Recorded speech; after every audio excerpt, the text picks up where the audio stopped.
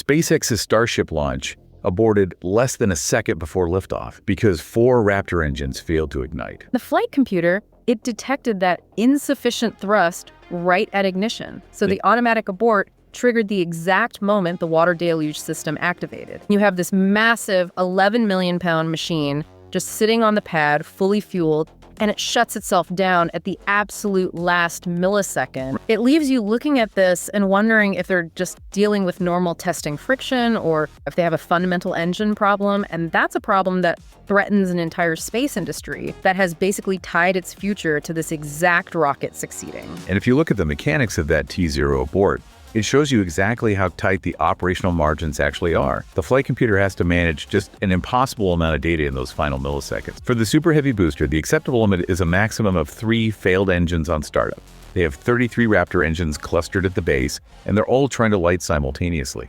To understand why 3 is that hard limit, you have to look at the physics of the vehicle. Like I said, the whole stack weighs roughly 11 million pounds when it's fully loaded with liquid oxygen and liquid methane. So those 33 engines combined, they produce around 16 million pounds of thrust. If you lose 1 or 2 engines, you are losing a fraction of your total thrust, sure, but your thrust-to-weight ratio remains above 1. So the rocket can still physically lift off the pad. Exactly. The flight computer can technically compensate for that loss of thrust by up the remaining active engines. It pushes them to slightly above their normal rated performance. And it also has to adjust the thrust vector, right? Yeah. Because the engines on the outer ring are fixed, but the inner engines can gimbal, meaning they can tilt to steer the rocket. Yeah, that's a huge part of it. If you lose 2 engines on the left side, the rocket naturally wants to tip to the left. So those gimbaling engines have to immediately pivot to counteract that asymmetrical thrust and keep the vehicle flying straight up, away from the tower.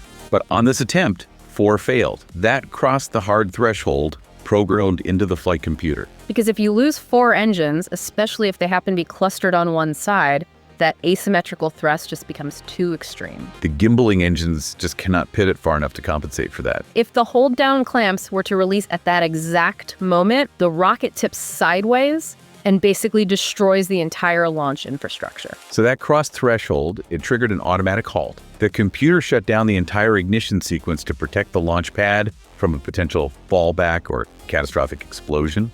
Elon Musk actually confirmed afterward that they'll have to physically replace at least 2 of those engines right there on the pad and try again. Coordinating 33 independent engines under those highly volatile flight conditions, it remains a staggering vulnerability for this vehicle. The acoustic and thermal loads involved when 33 engines ignite are incredibly difficult to manage. When 1 engine ignites, it produces a massive acoustic shockwave. So when 33 ignites in a confined space over a concrete pad, those shockwaves intersect and reflect.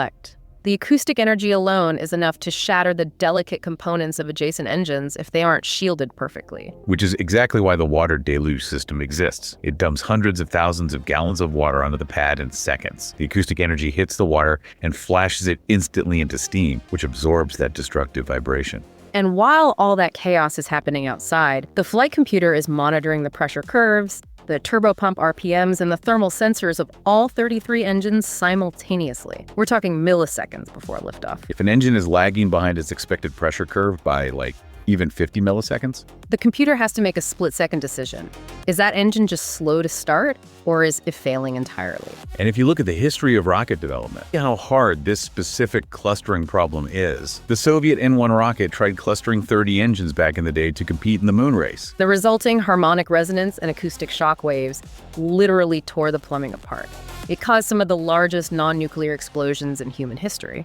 And I guess the computer did its job here by catching the thrust deficit before releasing the clamps, but that underlying vulnerability is still there. 4 engines simply failed to light. The software protected the pad, but it can't fix the hardware issue that caused the engines to fail in the first place. Which brings us to the specifics of the Raptor 3 engine, which makes that failure pretty interesting. This new engine variant was marketed for a long time as the ultimate solution to the reliability issues we saw with earlier versions. The whole design philosophy behind the Raptor 3 was focused on subtraction and simplification. It was engineered specifically to have fewer parts, fewer complex external plumbing lines, fewer welds, theoretically fewer failure modes than the Raptor. They essentially took the complex manifold plumbing and those external sensor arrays that look like a bird's nest on traditional engines, and they routed them all internally. They integrated the cooling channels directly into the combustion chamber walls. The idea was to create a cleaner, more robust engine that could handle the immense stress of powering the world's largest rocket, but without those fragile external components that tend to vibrate loose or fail under intense acoustic pressure.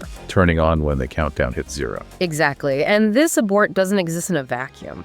You really have to look at the ghost of the previous flight test to understand why 4 engines failing on the pad is causing so much concern. Yeah, because during that previous launch, the engine issue started pretty early in the flight profile. One booster engine shut down during the ascent phase while it was pushing through the thickest part of the atmosphere.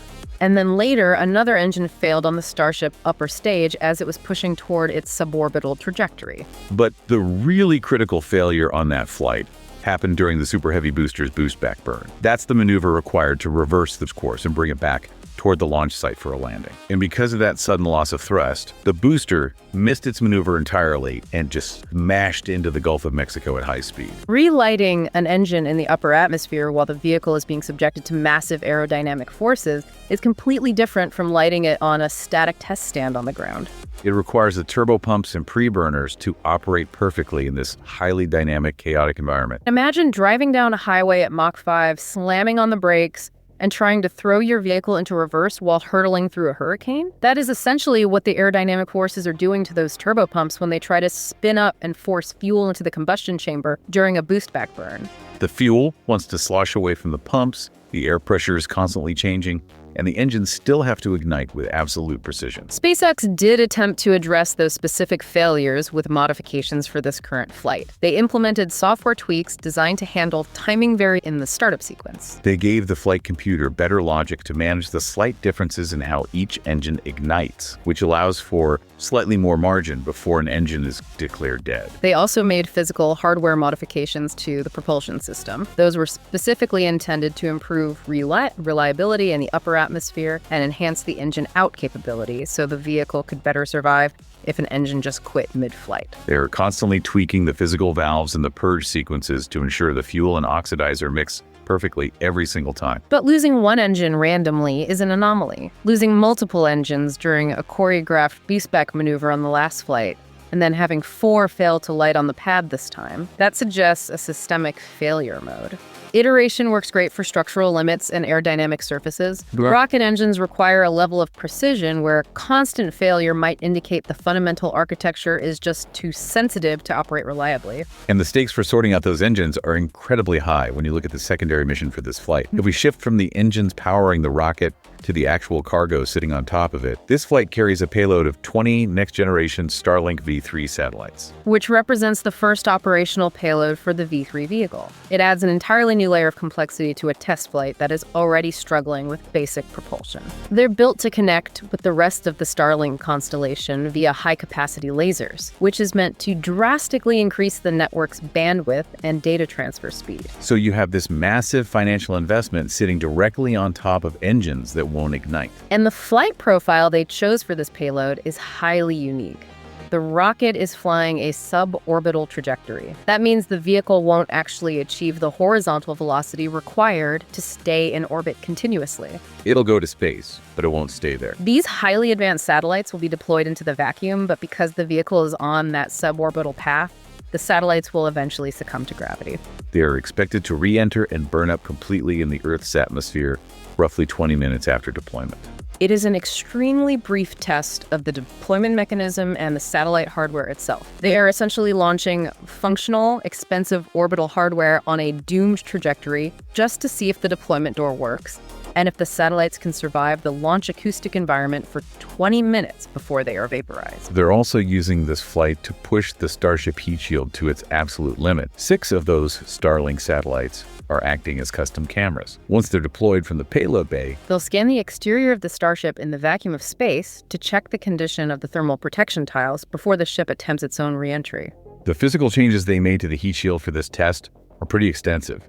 The thermal protection system is made of thousands of individual ceramic tiles designed to absorb the heat of plasma during re-entry. They want to test how the underlying stainless steel hull handles the localized heat of re-entry without the protective ceramic layer. They also modify the tile attachments on the metallic aft flaps. Those flaps take an incredible beating during the aerodynamic descent. They act like massive air brakes to control the ship's pitch and yaw as it falls through the atmosphere. And the vibration and thermal expansion on those specific joints have caused tiles to shear off in previous tests. On top of that, they installed specialized load-sensing tiles designed to measure higher dynamic pressure. They are intentionally putting added stress on the heat shield attachments in exchange for testing a flight profile that allows for a heavier payload capacity. They're flying a steeper, more aggressive angle of attack to see exactly how much kinetic energy the ship can absorb before the tiles fail. So by intentionally stressing the heat shield attachments to increase payload capacity, modifying the flaps, and flying a new engine variant, SpaceX is introducing a massive number of variables into a single test flight.